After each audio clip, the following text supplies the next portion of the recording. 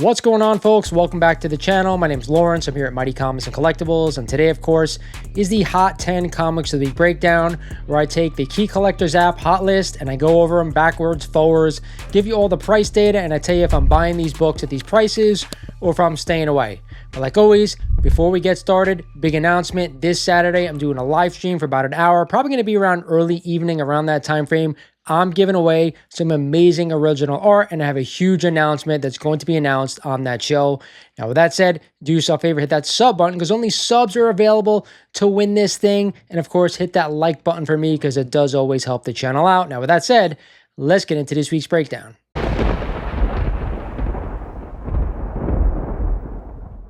Starting us off this week at number 10 is Uncanny XMen number 121, the first appearance of Mr. Sinister. Now, 7 copies outsold the average this week with a high sale in a CGC 9.8, selling for only $200, believe it or not, up 4% over the average. We also had a 9.8 Newsy sell for $599, up 9% over the average. This marks the first time in 2025 that Mr. Sinister makes the Hot 10 list. Now, to me, a 9.8 for $200, if you like the character, you want it on the book, I say go for it. $200 is not the end of the world, so I'm giving it a thumbs up right here. Whoa, another new book at number 9 is Doctor Strange number 1, the first solo title series officially, with the earlier title being renamed from Strange Tales. 5 copies beat the average this week with a high sale and a CGC 9.8, selling for an insane $1,260, up 13% over the average. We also had a CGC 9.6 sell for $400, up another 6% over the average. And lastly, a CGC 9.0 selling for only $190, but up 14% over the average. Again, this is the first time this year that Doctor Strange number 1 has made the Hot 10 breakdown. To me, anyone paying $1,300 for a 9.8 of this book is absolutely out of their mind. If you want to own a book, get this one nice and raw. I see no reason to go ahead and buy a high-grade CGC copy. It's just too much money to spend on this book right here. Back on the list this week at number 8 is Iron Man number 55, the first appearance of Thanos. This is also the first appearance of Drax and Thanos' brother, Eros. 6 copies outsold the average this week with a high sale in a CGC 8.5, selling for only $850 and up 3% over the average. Next up, a CGC 7.0, selling for $600, up 5% over the average. And lastly, a CGC 6.0, selling for $478, up 4% over the average. Iron Man 55 makes the list for the second time this year. To me, guys, if you want to own this book, I say go for it. I myself, for not major keys in the Marvel Universe, I want to spend about $500 just to own those books in my collection. Anything more than that, I feel like you're better off putting it towards a bigger book, but that's just me. Either way, I'm giving it a thumbs up. At the 7th spot this week is Fantastic Four number 49 and the first appearance of Galactus. This is also the second full appearance of the Silver Surfer. 6 copies broke the average this week with a high sale in a CGC 9.0, selling for a crazy $4,950, up 11% over the average.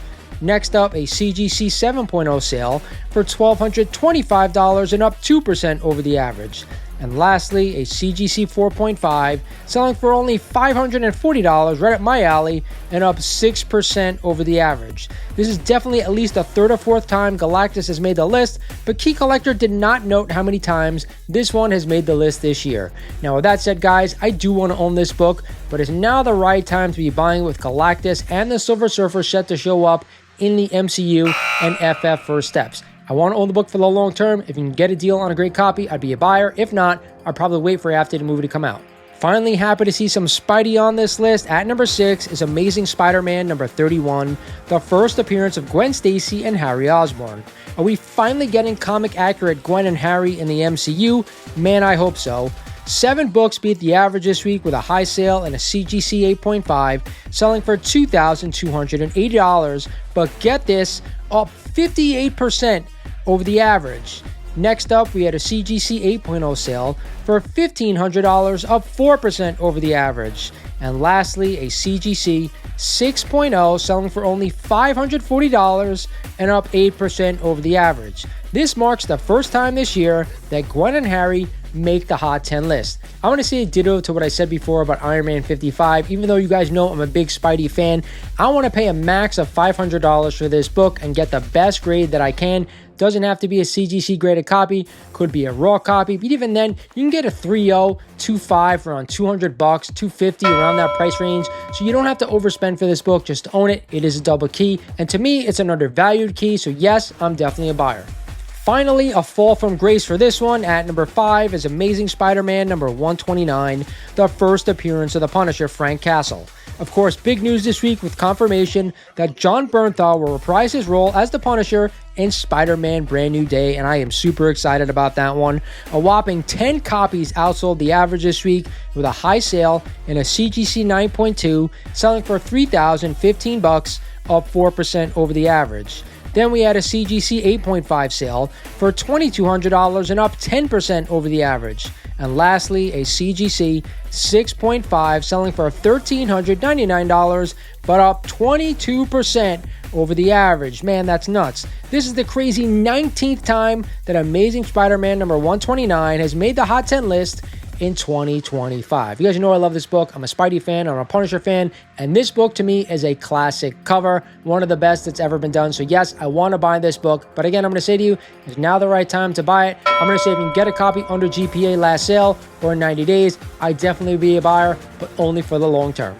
Sticking with Spidey, but heading over to the Copper Age is Amazing Spider-Man number 361, heading the 4th spot. This, of course, is the first appearance of Carnage. 3 copies in a CGC 9.8 broke the average this week with a high sale of $325 and up 4% over the average. This marks the first time in 2025 that Carnage makes the list. With that said, guys, I'm not spending $300 on a 9.8 copy of this book. There's literally, not literally, 3 million copies of this book out there. Just a ton. I'm not being serious, guys. There's just too many for me to go ahead and spend $300 on this book. I do own it. I have a nice raw copy, and that's how it's staying for me. Other than that, I'm staying away. Holy crap. At number 3 this week is New Mutants 98, the first appearance of Deadpool.